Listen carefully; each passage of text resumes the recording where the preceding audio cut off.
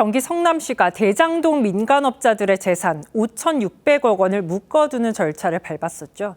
범죄 수익을 돌려받기 위해서였습니다. 그런데 계좌를 확인했더니 이미 3년 전 돈이 거의 다 인출된 깡통 계좌였습니다. 김승돈 기자입니다. 경기 성남시는 대장동 일당의 계좌와 부동산 등 모두 14건의 범죄 수익금 5,579억 원을 가압류하거나 가처분했습니다. 이 가운데 김만배 씨가 화천대유 3천억 원과 더스프링 1천억 원 등 4곳에 4,105억 원으로 가장 많습니다.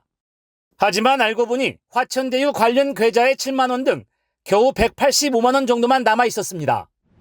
300억 원이 들어있을 줄 알았던 남욱 변호사 관련 계좌의 잔액도 4,800만 원으로 일당의 남은 돈은 총 4억 원에 불과했습니다. 2022년 7월 전에 이미 빌딩을 사들이거나 현금으로 인출하는 방법으로 범죄 수익의 96% 이상을 빼돌렸던 겁니다. 대장동 일당의 재산을 추징 보존했던 자료를 검찰로부터 넘겨받아 가압류에 나섰던 성남시는 발끈하고 나섰습니다. 검찰이 4년 전에 이미 알고 있으면서도 이런 깡통 계좌를 제공한 이런 행태에 대해서 대단히 분노스럽고, 성남시는 대장동 일당이 범죄 수익금을 어디로 빼돌렸는지 확인할 수 있도록 검찰이 자료를 추가 제공해야 한다고 주장했습니다.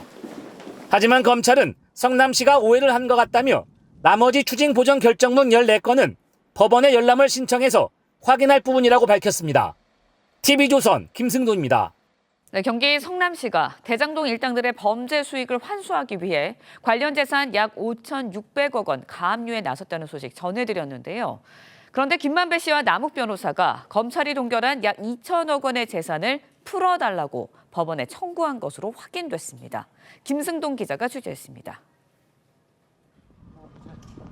화천대유 대주주 김만배 씨와 남욱 변호사는 지난 9일 서울고등법원에 몰수와 추징 보전 취소를 잇따라 청구했습니다.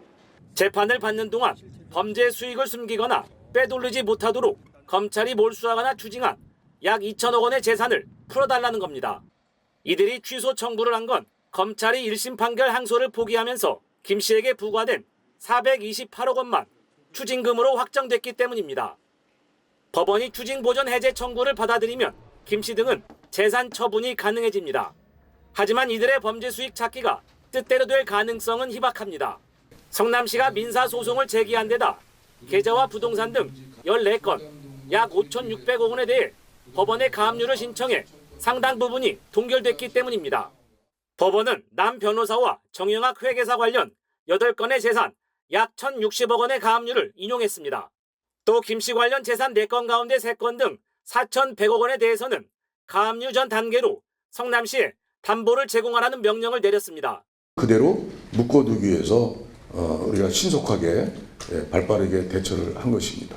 추징 보전 해제는 법원이 정식 재판을 열어서 결정하기 때문에 그 전에 가압류 절차가 모두 마무리될 것이란 전망이 지배적입니다. TV조선 김승돈입니다.